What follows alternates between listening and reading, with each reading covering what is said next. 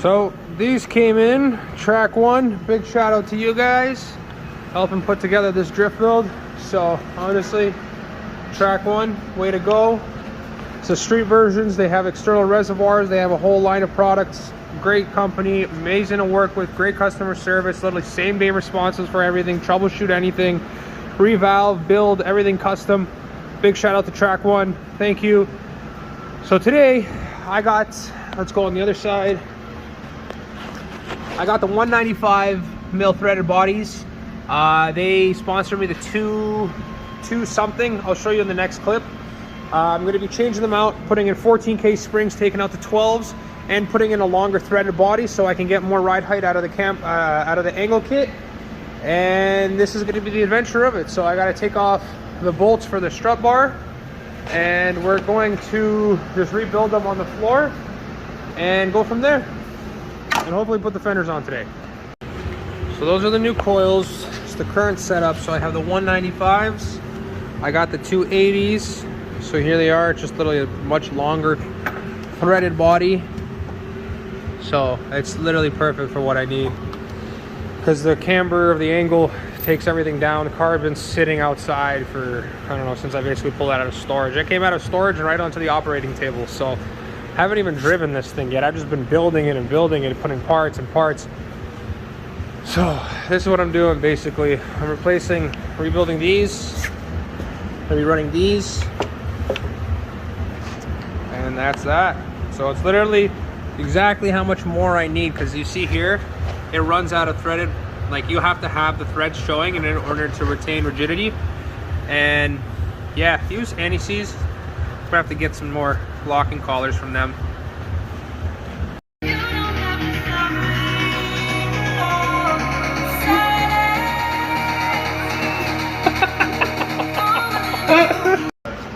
So we had, I don't know, we kind of rushed it because there's two, but they're in. So that's 3 1/4 gap. So they can go lower than what the maxed out previous ones were. So slamming won't be an issue. I want more clearance, because when you go into a slide, angle it. Plus there's 14K. So we add another 200, I think, kilos or pounds. I'm not sure. Oh, sorry, 14s. Yeah, 14s. So from 12 to 14s. So put those on, and we're gonna put the wheel on 3 nuts, lower it, and see the clearance. Go from there. Gotta have the coffees. This is everything here. So this is the clearance now. Much better. This is all the way on the ground. Jack's floating. So we have full turn-in, and with the body roll, it's not gonna touch. Stiffer springs. Let's see how the springs are now, though. Yeah, we gotta put a little tension on them, but still, that's already so much better. Oh yeah, beauty. Here she sits. As you guys can see, the hood gap, not the greatest. It's because the pins, it's locked, it doesn't move. So we're just gonna have to lower the pins a little bit, flushing this out. Like, see, body lines are mint, just a little raised. How's this side? Oh, it's a little gapped out. Might have to pull this one in just a bit, but that's about it. Hood vents are in. I just have them covered because it sits outside during the day. There's the angle. Insane. So the new coils are on. That's the new ride height. I'm gonna do an alignment Thursday. Basically, when you're gonna be watching this again, it's gonna be Thursday. It's gonna be on the alignment rack, Patrick. We're gonna finalize the suspension, move the strut. It's in the middle right now. We're gonna move it a little bit like this, so the suspension geometry is better mid-drift as opposed to being in a straight, because I want it to have proper travel sideways. So the rear control arms have like this, a little bit in, and then a little bit cambered out. I guess that's the best way to put it. Yeah. This is a mechanic's hands, guys. Like, not pretty. Show you. Everything's just peeling. It's, yeah. But anyways, this is awesome. It's coming out great. Look at that angle. Stupid. Ducktail. Insides are done. So basically, alignment to finish it up. Do a service, run Motul oil in it. Get an OEM oil filter. run, I don't think we'll need a water wetter because it's gonna be 9 degrees high when we go to the first event. So I might just leave it as is. It's like half cool and half water wetter. For the winter I had it, but it was garage kept, so it never saw below freezing. It might overnight there. It might see below 0, so I'm not sure. This is how it sits. The hood vents are covered because it sits outside. I don't know if I said that, but that's about it. We're literally just waiting on the hydro mount to get the hydro brake working. The alignment is gonna button up Thursday and do a nut and bolt on the car, and then we should be able to take it for a rip for the first time. Literally pulled it out of storage and brought it right here on the operating table, and it has not moved since. So I don't know. Who knows? I might drive it and something might happen, so I'm not sure. We need more time with it. But wow, it looks so mean. The hood grills, like the hood vents, I gotta take a photo with it after, but that's what it is. That's the angle. Basically almost done. Almost ready for top drift. It's basically 9 o'clock on a Friday. Been here since 7 in the morning. It's 9. Let me show you what I've been doing. So, new coils are in, as you guys saw. We just installed the sway bar, front sway bar, got the bushings, brackets. Everything is in for the front sways. We're doing a full nut and bolt on the car. Every single bolt on this car is being nut and bolted. Whole rear end, everything. So basically a nut and bolt is you tighten everything, you mark it, and that way you know if anything's moving, anything's moved anywhere, all that fun stuff. So so basically doing the nut and bolt, we noticed here caster arms touching the wheel. So fix for this would be a spacer. Just spoke with Patrick over FaceTime. I'm just going to take off the wheels, do a nut and bolt on inside of the hubs, and installed the cotter pins, basically checked everything in the front, tightened it all. So now I just got to do the fronts, set them up, check everything, do the rears, and then I'm just going to call it a day for today. And then basically what leaves is figuring out this, the FDF hydro brake. The hydro brake needs to be installed, which is the bracket. So basically drill 3 holes, put the bracket on, and then bleed it, make sure everything works. I drove it today, maybe like 10 minutes I drove it. Put it sideways like 5 minutes out of the 10 driving. So let it warm up decently for like 20 minutes before going out. Warmed up the diff oil, tranny oil, and then it started sliding it around. Feels really good, but the clipping, you could definitely feel it on full lock. So gonna rip tires. And then basically next week is just going to be nothing but little adjustments for the car.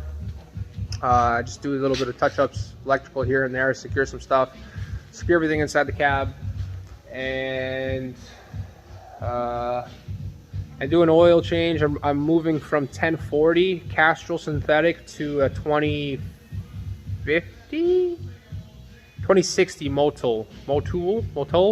And I'm waiting for my OEM filters to come in. I've ordered 3 of them, so they're being shipped coming in Tuesday. The bracket's coming in Tuesday, and we take off for the track Thursday night. No, Friday night.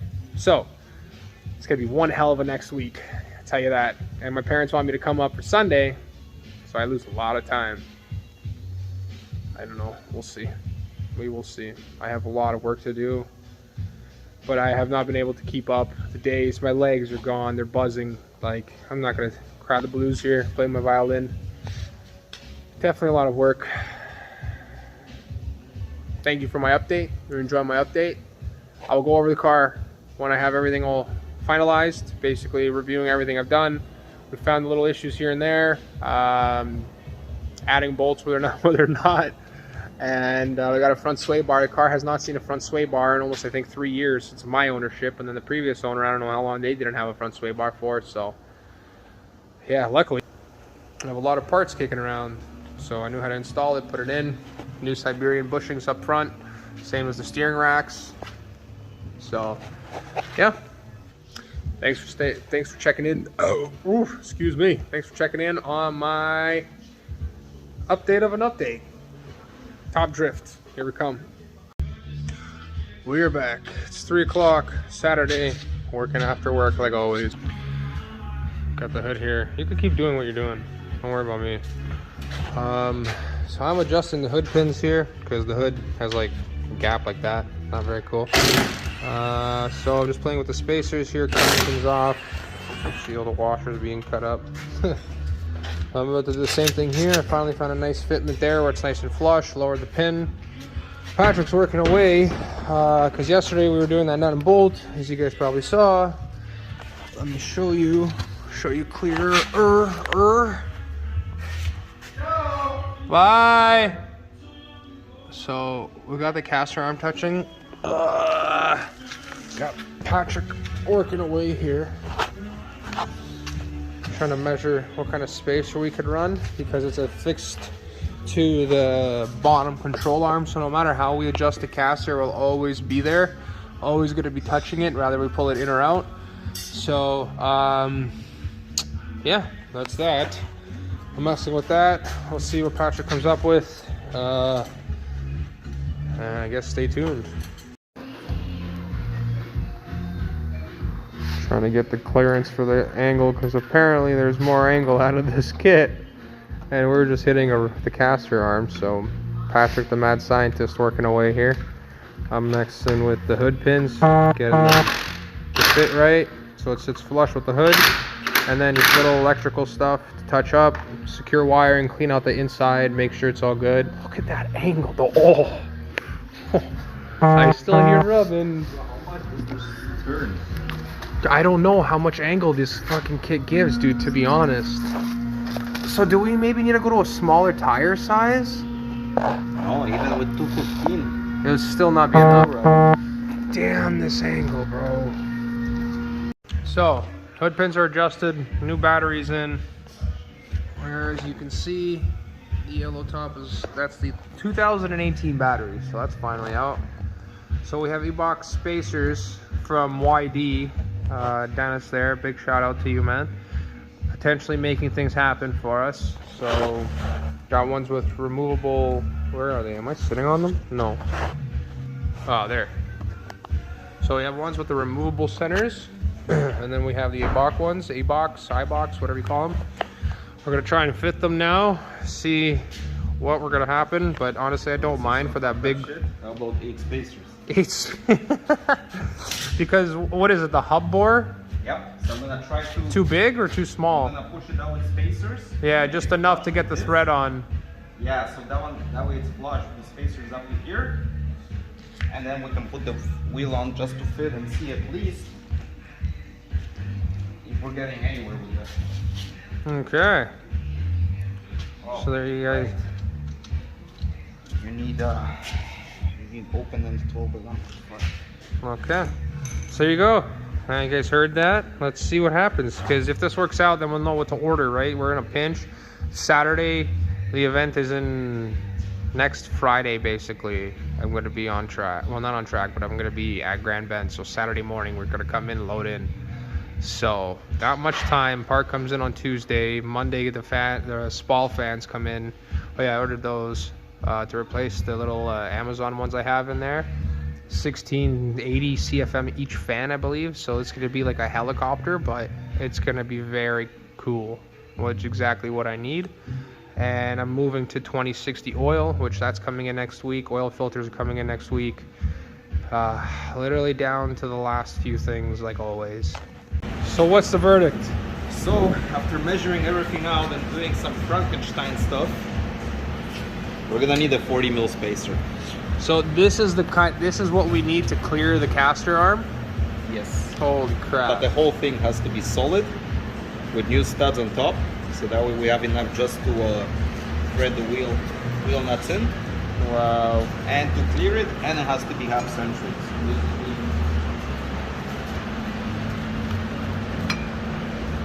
Something like that.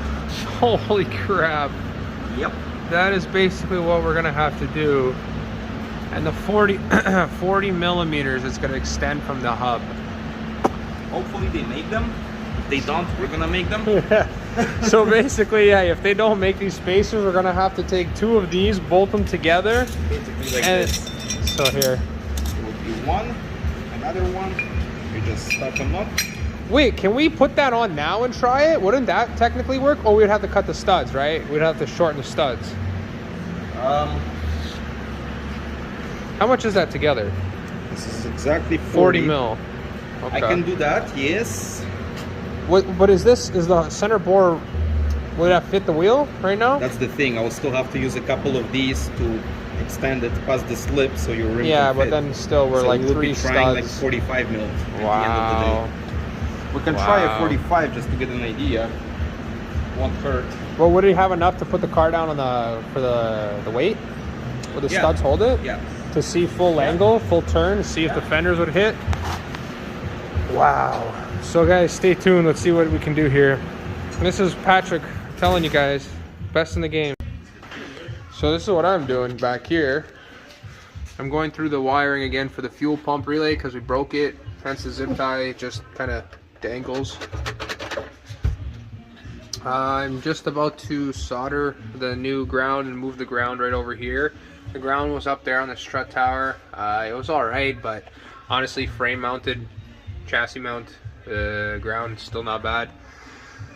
This is going to be later on. I want to build like a whole switch box here, basically like a full panel here to get the power going to there to a 150 amp fuse breaker, which I have. I just haven't gotten around to doing it.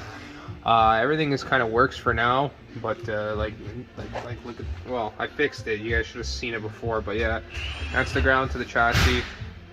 That's what I'm doing, just a bunch of little stuff now. The biggest problem is the fitment, so that's what we got. The genius over there working away. Free.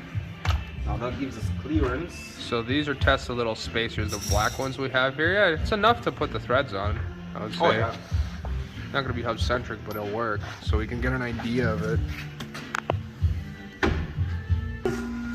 So, new issue now, it hits the fender. Oh my god. We could maybe run fenderless, but fuck, how's the long term? Just cut the whole fender, just take a Sawzall and just go. No? Wow, so we really got to think this through now. No, 40 mil cleared it. What is this now? What would you say? This is more, it's like 45. 45, 47. Oh, okay, so you're saying if it's flush. Yeah.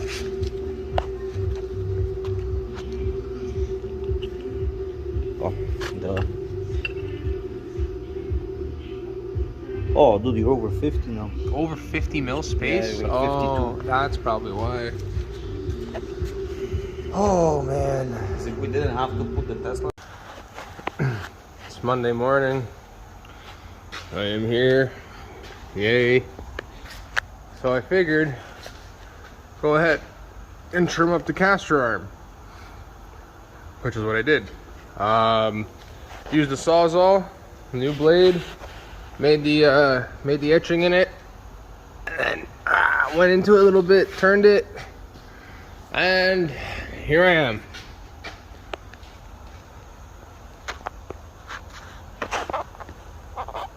Still touching.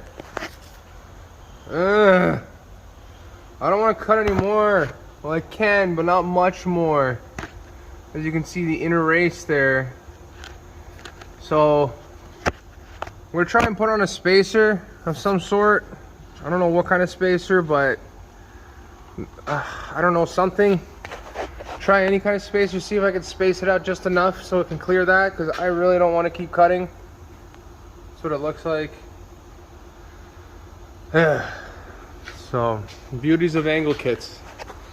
Stay tuned to find out what happens next. I have two 3 mil spacers on here, so 6 mil space. And I've trimmed this quite a bit to the point that